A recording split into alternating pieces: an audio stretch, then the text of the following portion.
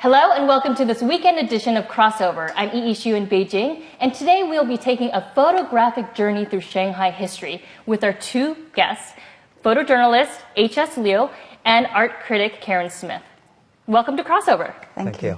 I want to congratulate the both of you on the launch of your newest book. It's right here on our coffee table, and it's called Shanghai, A History in Photographs. And I know it was launched. The launch of it coincided with the opening of the Shanghai Expo. Was that intentional? I think so.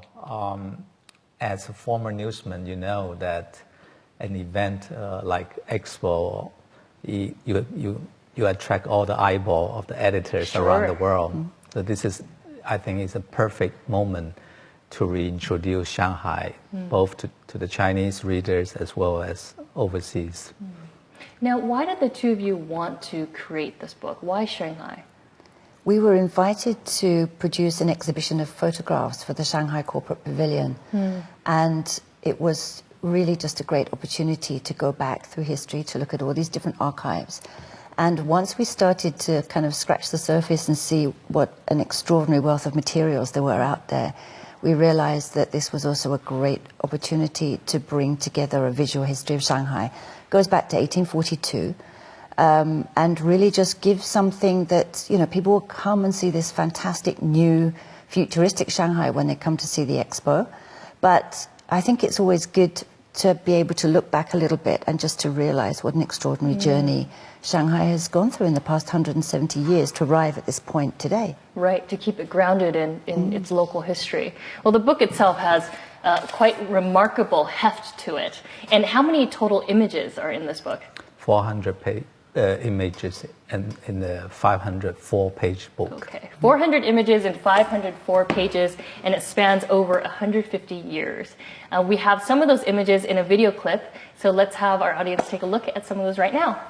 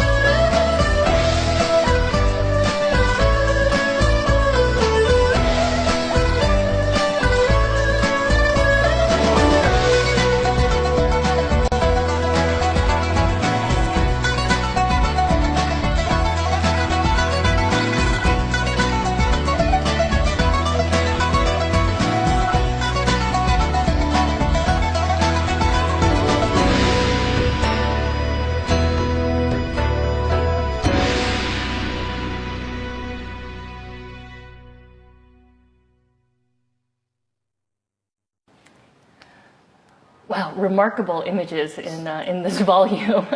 Now, I have to ask you, how did you find some of these pictures? I mean, some of these date back to 1842.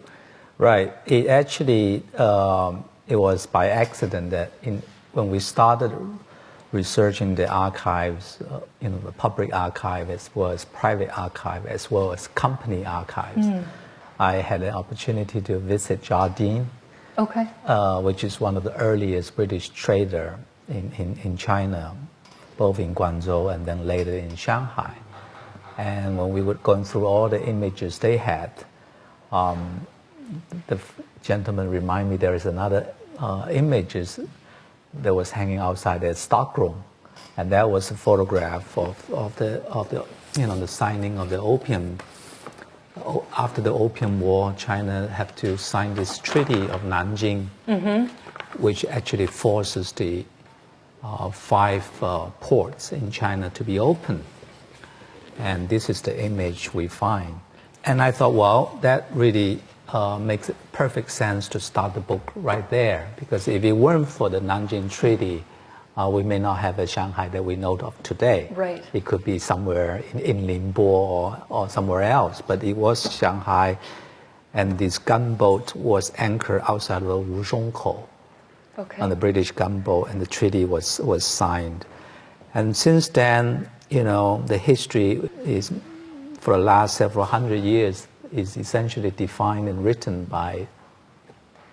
from European and American perspective. Right. And, and this is because of this treaty that it began 100 years, what Chinese call the humiliation. But it is also this period that in today's context, Chinese are more self-confident. They can look back at this history and begin to take stocks and could look at history more calmly rather than, permanently being hunkered down from this position of being a victim of imperialism. Right. So I think this book has this unique opportunity to let the image speak for itself, let the images breathe through this very large, beautiful format. And today the Chinese, those are knowledgeable scholars on Shanghai, and those abroad as well, beginning to have this very revisionist view about the development of Shanghai. Right. Instead of whitewash, everything and blaming on the West. Certain recognitions was merit that they actually laid down the first, the pipes for the water, the first, tracks for the tramway, right. And that's the city planning right. Of Shanghai, which makes Shanghai uniquely different than the rest of the cities in China. Right. And all of that is shown in different images throughout this book, is that right? Correct? When we've gone through so many images, our idea is just let image tell the story. Because one thing that a photograph does extremely well is that its power to describe. Right.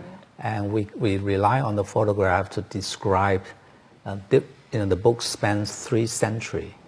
From the 19th century to the 20th century to the first 10 years of the 21st century, which we commissioned the new photographers from both domestic and international photographers to capture the scenes of today's Shanghai. And then when you go back to the 19th century, the way the people, the European settlers live in Shanghai versus the Chinese, how the way they live. Also, when Karen did an extensive survey of history books, you realize different people has different idea about Shanghai. Sure. But most of those books were written and describe how the Europeans see Shanghai. Right. And they see Shanghai in that, pockets of international settlement right. or the French concession area. Right. But the story of how Shanghai and how Chinese live figure very little in this, narrative. Right. Well, this is something that I'm very curious about, Karen's perspective, because I know you're an art historian, and HS just talked about how you poured through numbers of history books. What can photos tell us that history books cannot? Well, I think that they give us various different perspectives, which is really what's interesting. We talk about, can I maybe just show you a picture? Sure, of course. We talk about the fact that, a photograph or a camera doesn't lie. And I think there's a lot to be said in that. Each era, we always look through the eyes of a particular period of, that we live in, which is shaped by the agendas of that era. Right. And I think that very often, then when people take pictures, it's through the prism of a particular moment in time. And maybe the small things they don't notice, the small details. And then, 100 years later, when you come to look at them, you find something that, wasn't necessarily emphasized at the time. I like to show you this picture because I really enjoyed these. This is kind of a typical picture for the moment. You actually find a lot of these images of Western people playing around on these kind of wheelbarrows that were used at the time. But what's interesting about this is that this man is Mr. William Turner, who arrived in Shanghai in about 1896. Okay. And he was a very ordinary man. And HS just mentioned about this kind of Western view of life in Shanghai. And very often all of the romance about that life is written really about the wealthier people, the more successful people, and the people who were able to live a very glorious life. The privilege set, right. What was most interesting in one of the books I discovered, which was written by a professor at the University of Bristol, Robert Bickers, which was about a policeman, a very ordinary young man who came from England, also around this time, arrived in Shanghai in the early 1900s, who'd signed up to be one of the Shanghai police force for 3 years. They weren't allowed to leave, they had to stay.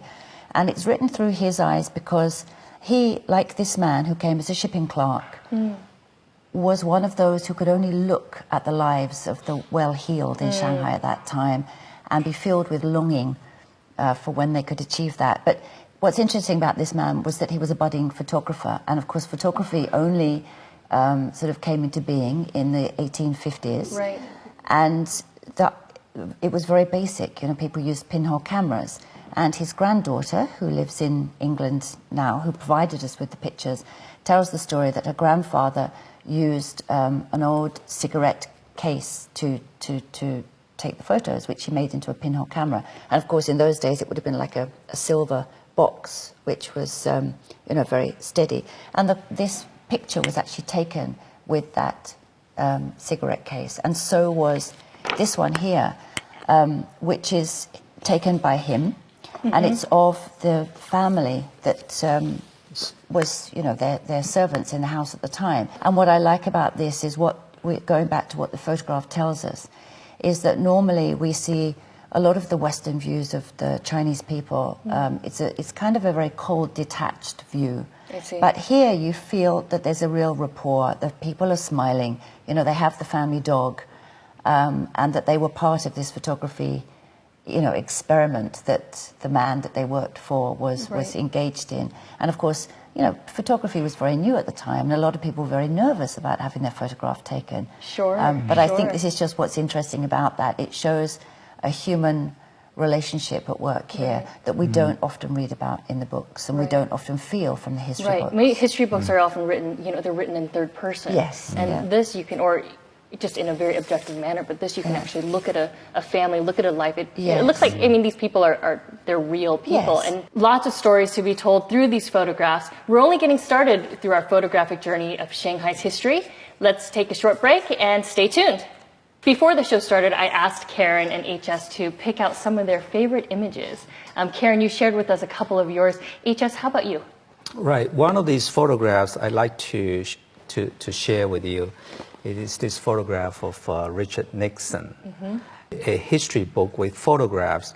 This is a very, very interesting event that Richard Nixon came back to Shanghai 10 years after he signed the Shanghai Communique. Oh, okay. That was negotiated by him, with Zhou Enlai and Chairman Mao back in '72. So he came back to commemorate the 10th anniversary of the Shanghai Communique. I was traveling with him in a special train going from Hangzhou to Shanghai. And it was in one of those rare moments, Richard Nixon lightened up because he had this very acrimonious relationship with the press all his life. Oh, really? Yes. The Watergate. Right, sure. He blamed the Washington Post for the press and media on that, for the fall of his presidency. But in this photograph, Richard Nixon played waiter. He carries a towel and he carries a pail of Qingdao beer. He's walking towards the press section to serve us with beer. And here on this side is gentleman, Mr. Li Zhaoxin, who later became Chinese foreign minister. Right. And look at the smiles on all of them. Right. So sometimes these small moments could tell you a lot about history. I mean, I don't know the journey of Chinese modernization, how much of it was hastened by the normalization with the United States. And here is the statesman who made it happen. Right, right. This is one of his big wins during his presidency. Right. The Shanghai Communique signed, and Yes. which forged the normalization It's of going relations. to, it would forever, I think, Right. be the milestone of his presidency. Absolutely. And here's another, it's sort of a contrast in this image of modern and old, Shanghai neighborhood. This is a photograph taken by a very young Beijing photographer, Chen Man. She photographed a lot of celebrities. In this case, she photographed Du Zhen on the Bund. And it just, the flag was just happened to be there because it was during the May Day. So, Right. And there's another photograph I think is very interesting to show you, if I could find it. This is the one I did in the 90s of a model in the Dior dress. But it took me a week to persuade her to take me back to where she lives. So you have an image here from this very, very glamorous model, and you go back to see the condition of her house. She's very, very tall, and she could hardly have room to turn around in her bedroom. And this is the room that she lived with her parents. All three of them share a living quarters of less than 10 square meters. So through this book, I think the images create this narrative, Shanghai is a paradox. Sure. And in some way, all the things we see in China is quite paradoxical as well. Right. And the last, the images, you should see the two professional women driving the convertible into the China's... A luxury car, right. In China's Wall Street, this is in Pudong. Into the skyline. Liujiazui is going to be the finance center by 2020. So this book is, as you rightly described, is a visual journey. Right. Spanning 3 centuries, and when it comes to the modern Shanghai. Right, and I like how you're ending here with they're driving forward. Well, the future is already here. Sure, right. Yes. Just like written journalism, you want somebody who really has lived here, that really understands China, to kind of be able to scratch under the surface and really be able to tell the story, not just a beautiful image of Shanghai skyline, Pudong. Well, I often quote the masters of modern documentary, Mr. Cartier-Bresson, who coined this phrase, which forever stays with the documentary photography. He called it the decisive moment. What he was really saying is that when he feels that when you're thinking with your thought and your hearts lined up with the shutter at the same, all on the same line, that was the decisive moment. So what he was really describing is that a photographer, how much understanding you bring to the subject, and your how much feeling you have for your subject. Right. And when these bring together, and that scene and the people are in front of you, and that moment comes, you press the shutter. And that's what makes and that a three photograph.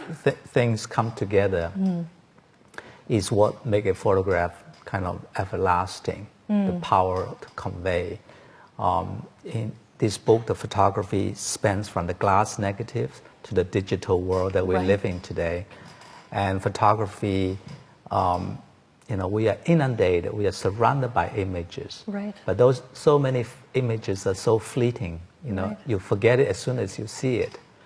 What Cartier-Bresson was describing is that those images that, make the viewer to pause and to reflect and to bring out an emotional reaction to the images. And Mr. Bresson's work is also included in this book. He was in Shanghai in 1948 to capture the financial crisis, this massive inflation of Shanghai. Right. So it's those pictures that, make us think and really trying to figure out what's happening in that photo. All right, let's take some time for another short break and stay tuned with us, and we'll continue our visual journey through Shanghai's history.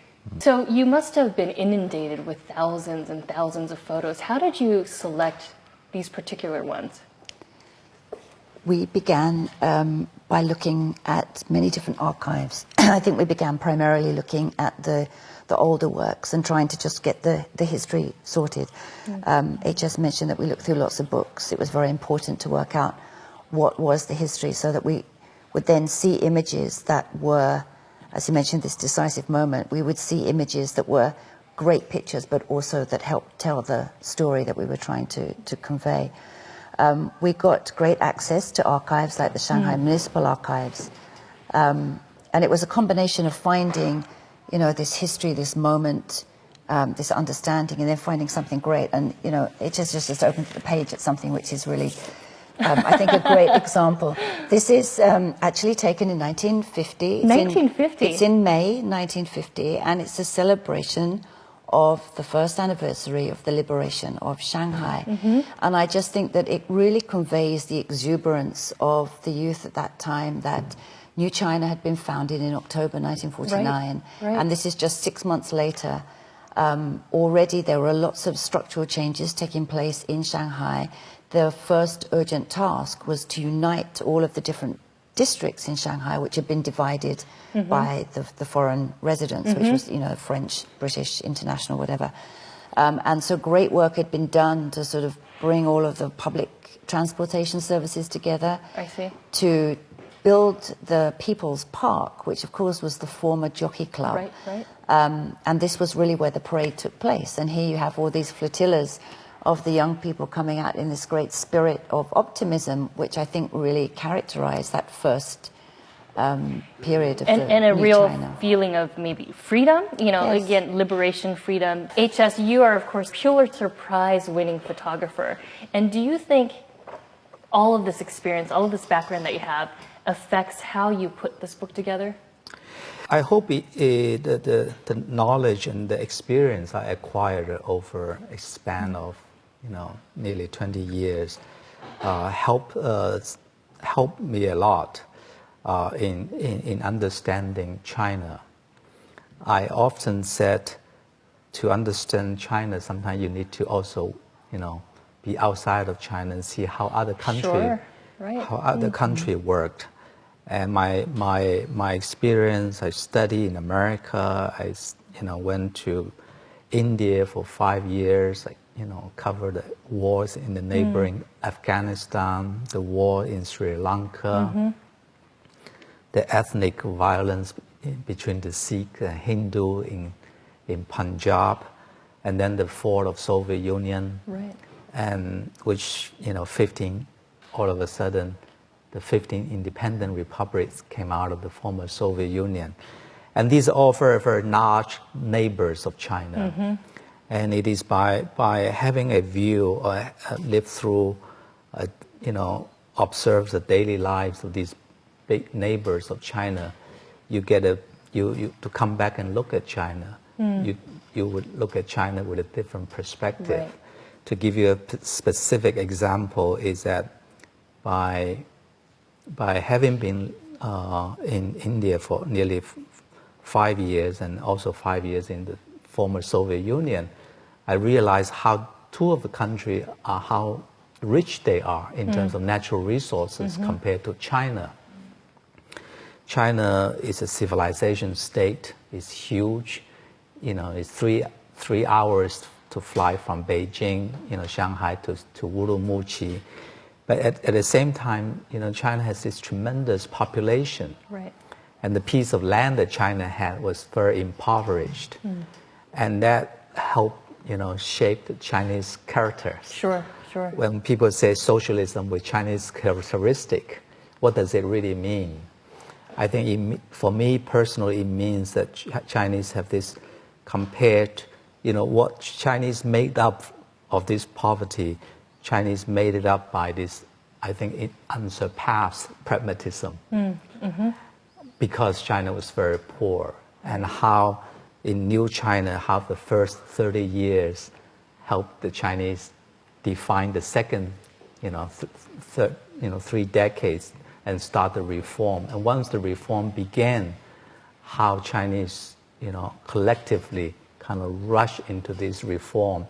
And that would be the only way to explain the speed the China reform took place, which in fact shakes the world today. What certain conditions Yes, affected. because you can't imagine something like this to take place in European countries like Italy or France, or for that matter, anywhere in Southeast Asia.